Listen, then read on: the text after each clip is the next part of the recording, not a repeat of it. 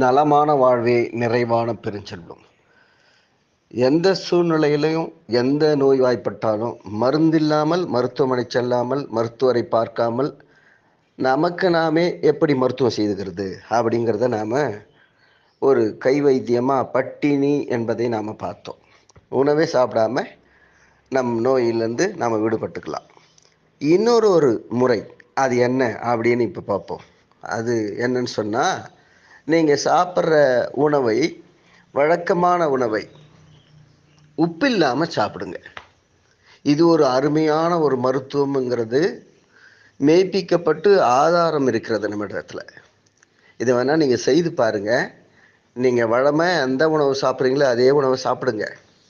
உங்களுக்கு உடலில் எந்த உபாதை, எந்த நோய், எந்த பிணி இருந்தாலும் உணவோட அளவை 20 விழுக்காடு மட்டும் குறைச்சிடுங்க. நீங்கள் வழக்கமாக சாப்பிட்ற உணவுலேருந்து 20 விழுக்காடு குறைவாக சாப்பிடுங்க. உப்பு இல்லாமல் சாப்பிடுங்க. இதை செய்து பாருங்கள்.